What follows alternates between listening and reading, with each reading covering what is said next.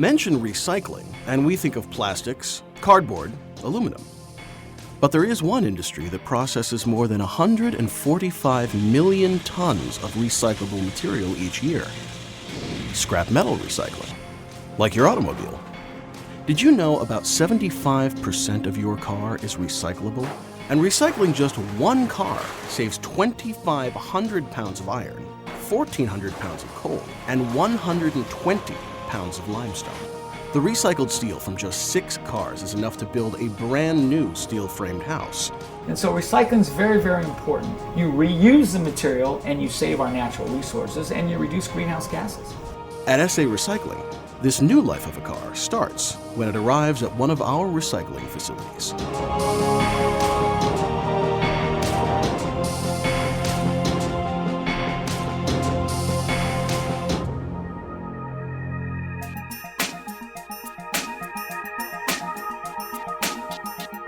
At SA Recycling, we receive whole car bodies or crushed car bodies. And we do require documentation such as title, junk slip, lien sale, or any other type of DMV transfer paperwork that releases interest in the vehicle.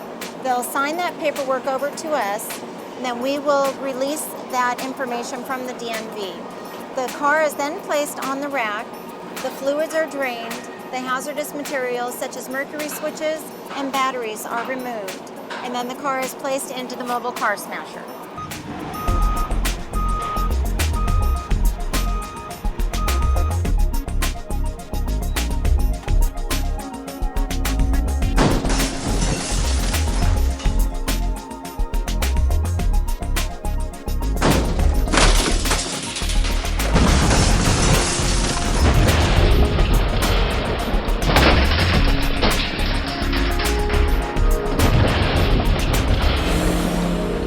After the car has been crashed and all the fluids have been removed, one of the crane operators is going to pick up a car and is going to load it into the infill conveyor.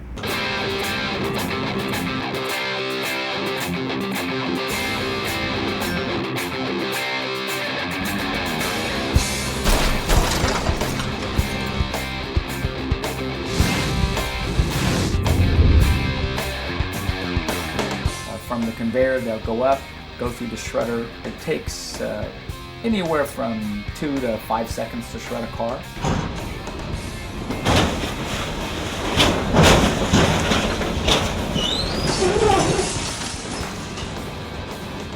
After the car has been shredded, the downstream system is going to split into 2 streams. Each stream has 2 magnets, and the non-ferrous material is going to go to the one pile, and the ferrous is going to go to the other pile. The purpose of the magnets is to separate the steel from the other residue that's inside the car, the seats, the carpeting, the glass, the rubber, the metals, the aluminum, the copper, the wire that's in there. Then the steel goes across a conveyor belt. We have people there that will grab any type of copper that's stuck to the steel so that you get as clean a steel as possible. After the material gets shredded, this is what it looks like. From here we load it in the containers and ship them overseas. Also we have our trucks right here. We load up our truck and we send it to the steel mill. So now you've got clean steel. It goes to the steel mill. Now you're putting it into the pot, for lack of a better word.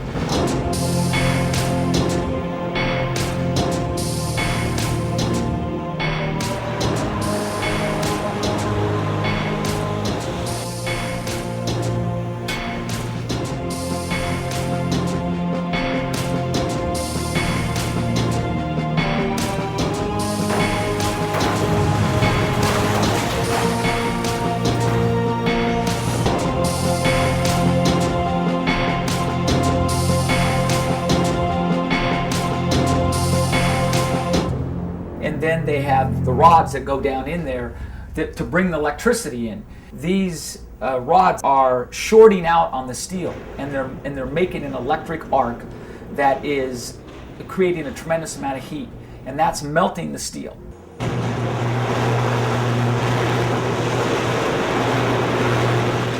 Once you've made that melted steel into the pot, then you're going to tap the pot.